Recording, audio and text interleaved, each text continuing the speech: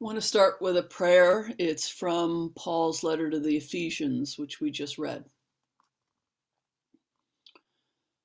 I pray that according to the riches of God's glory, God may grant that you may be strengthened in your inner being with power through God's Spirit, and that Christ may dwell in your hearts through faith, as you are being rooted and grounded in love. Amen.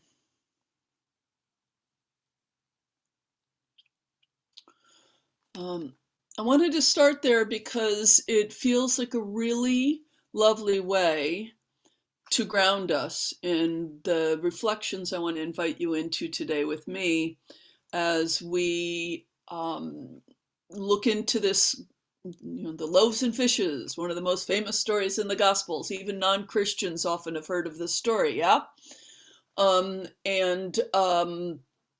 The agape meal we're going to be having in just a little bit.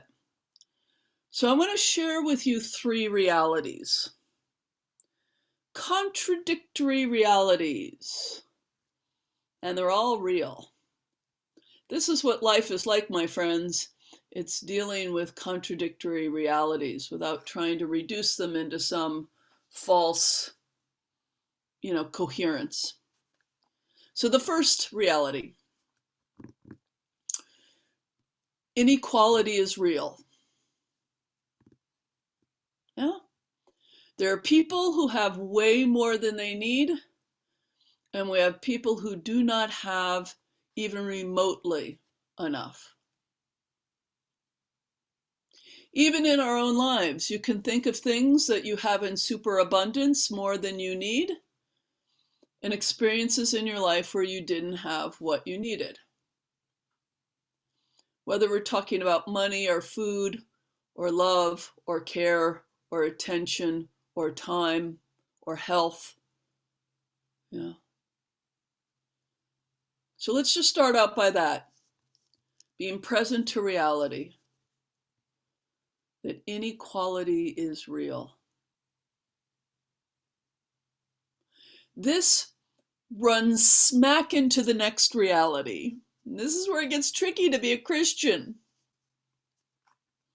This is where the dangers of faith become clear.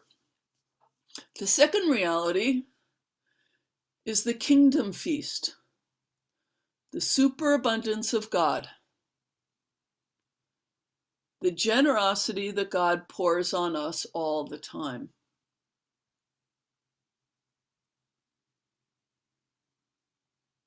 An image that is not limited to Christianity. After all, Jesus learned it from his Jewish forebears, but which nonetheless is very much at the heart of Christian theology and practice with the meal itself. And I hope you're starting to feel uncomfortable now.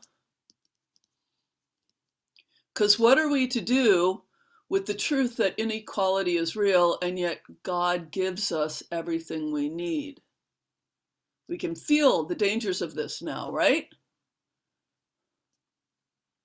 And all those little cliches and sayings that usually we get, we understand are so troublesome, like God never gives us more challenges than we can bear, and, all that sort of stuff, right? Just be grateful you have what you need, yeah?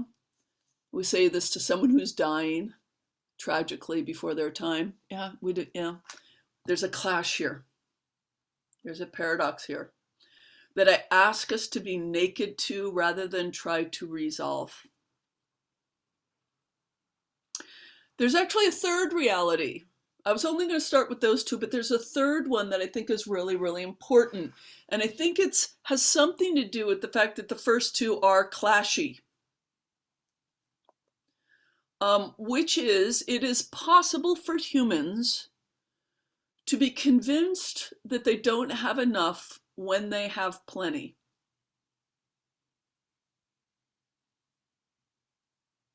If you've ever opened up your refrigerator door and said there's nothing to eat here, when it's filled with food, You've had this experience, right?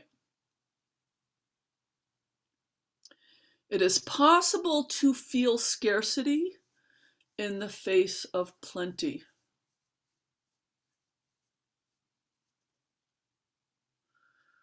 And this is a real problem. This week, I have to admit, every time I heard about billionaires in space, I got cranky. I'm not interested. Stop telling me about them. I understand it's happening. This need for more, for more, for more, for more, for more in the face of having plenty. Yeah.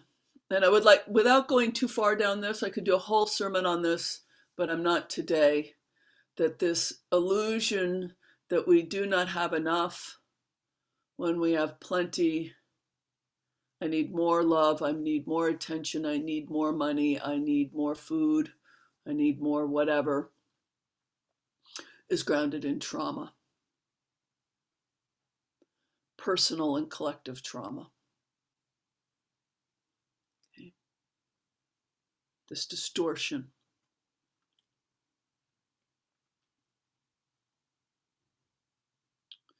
So the reading today, this very famous tale, which has many legitimate interpretations. Mary Oliver kind of leads us into one of them around, being in good relationship with miracles, not trying to explain them, but welcome them. I'm going to offer you one that you may have heard of before, but I quite like. So just imagine yourself, you're with 5,000 people, and you've all gotten yourself into a bit of a pickle in the middle of the desert. This goes straight to the realities I've been talking about.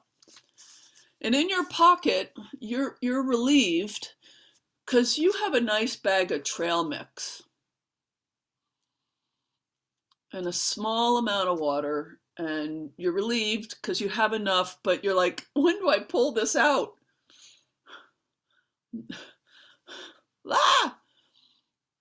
Because I'm around a lot of people who don't have enough. And then with amazement, you watch the leaders of, by the way, let's note, it starts out with this, the crowd is following him because of his healing of the sick. So he's been meeting needs. Jesus has been meeting needs, and he's getting, people are like, oh, he has what he, like, I want that. I want some of that. Yeah. This is part of reality one. Our needs are legitimate. And sometimes this needs to be spoken. Our needs are legitimate. Yeah. So the sick come to Jesus. More people come to Jesus. Maybe he can meet my needs. He's got a crowd, middle of the desert, bit of pickle. And you sit there and you watch that the leaders, they don't have much, but they start at Jesus's behest. Maybe you heard that, or you're far enough back that you don't even know how this is happening, to spread the food, the bread and the fish. And then you see somebody who has also noticed this, has a couple of apples, and she pulls them out and shares them with a neighbor. And then someone with a little Gatorade pulls it out and says, I don't need all of this, let's share it. And then someone with a Snickers bar says, this goes a long way, I can eat half, how about you have half? And you say, well, what do I do? I'm still not sure there's enough. But there's something about what's going on in the group that, and you don't know if there's enough. By the way, I really want to honor this. You don't know there's enough. But something's going on in the group, and you cannot hold on to your trail mix anymore. And so you share it. And in the end, what you discover is not only is everyone fed, there's something left over. This is my favorite version of the miracle of the loaves and fishes, and it's a real miracle. It's turning the consciousness of the group from scarcity to abundance. Not based on the miracle of the guru who is going to give us enough, but in noticing that we have enough. That there's more here than we knew. And it is triggered by God demonstrating fearless generosity. The first move is Jesus's.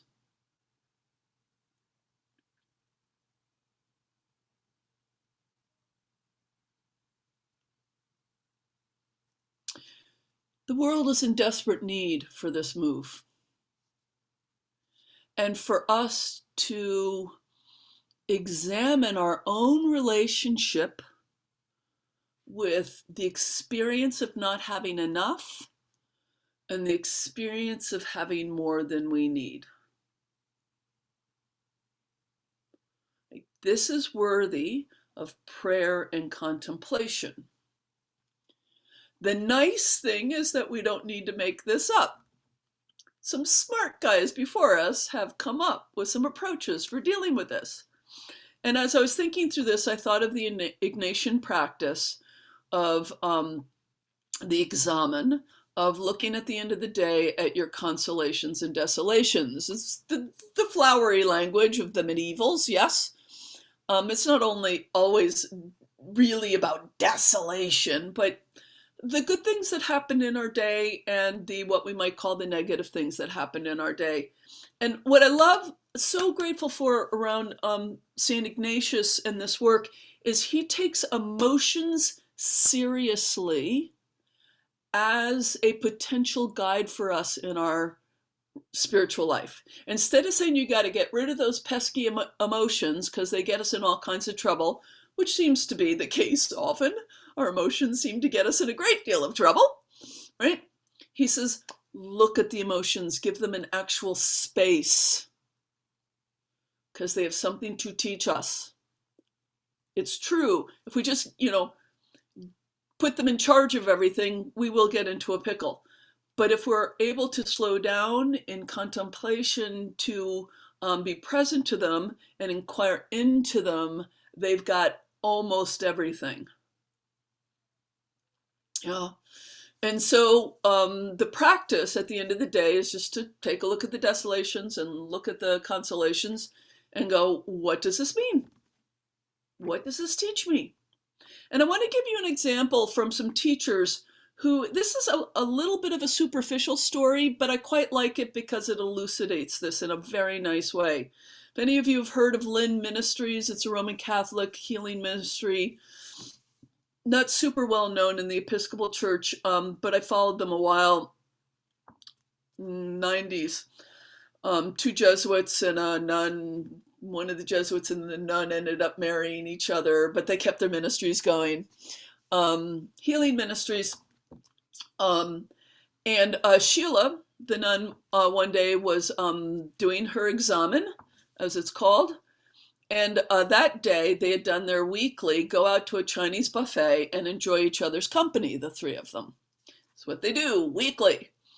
And she was doing her examen. She realized she hates going to the Chinese buffet. She thinks the food is gross. It always leaves her feeling kind of at the end of the day. She doesn't like the whole thing about it. And she was getting cranky and resentful about it, a little passive aggressive, like, why are we going here? I don't want to go here, right? So she noticed that this was a desolation for her. But one of the consolations was seeing her husband and his brother, the other two Jesuits, enjoy each other at the Chinese buffet because they like the Chinese buffet, right? And as she examined this, she realized, you know what? I'm not going to go to the Chinese buffet with you guys. I enjoy that the two of you bond over that. and deepen your brotherly relationship. And I'd like to eat a salad at home. Right? Um, and the movement, instead of this resentful, why are we going to the Chinese buffet? I don't like it anyway. What about me and my needs? This place, I'm sure everyone is noticing this place we go. Yeah, this resentful, cranky, and we don't even like ourselves very much there. So we may already be like judging ourselves about having those states, which, by the way, not a very useful move. Yeah. It's that you found the way through. Yeah.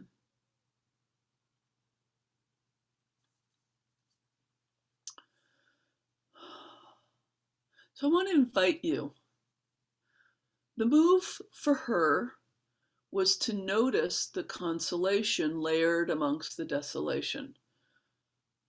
Even though she hated going there and how it felt in her body, she could perceive the abundance of God and the relationship between the two brothers and what they loved. And how could she align with that gift of God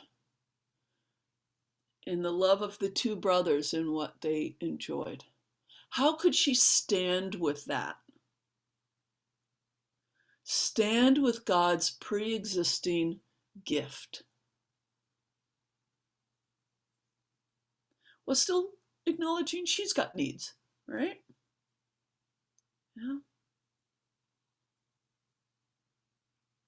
So recently, this is a place where I want to invite you right now to think about ways in which the world or individuals have been generous to you lately. Maybe in really explicit ways, maybe in more subtle ways. And this is not like count your blessings, guilt-driven, count your blessings. No, please drop that off the table. Please just let that one go. Like, where has God been generous with you lately? Whether you've been feeling glass half full or glass half empty lately, I honor both of those states. Yeah. But where has God been generous with you lately? I've been sharing with some friends that I've been arranging for some short sabbatical time, recognizing my own need to kind of get away. Some of you knew I went to Utah last month. I'm going to New Mexico next month for extended periods, knowing that I need some deeper restoration. And out of the blue, I got a very unexpected gift, financial gift, big, from somebody who just said, oh, I want you to take care of yourself. I'm really uncomfortable. I am very uncomfortable with this. And I've been letting this move in my heart. And today, the agape meal. If anyone noticed, my video went off for a moment. This has taken me by surprise. I didn't know we were doing this today. An unexpected generosity. I am so grateful we're celebrating that today together. I really need it.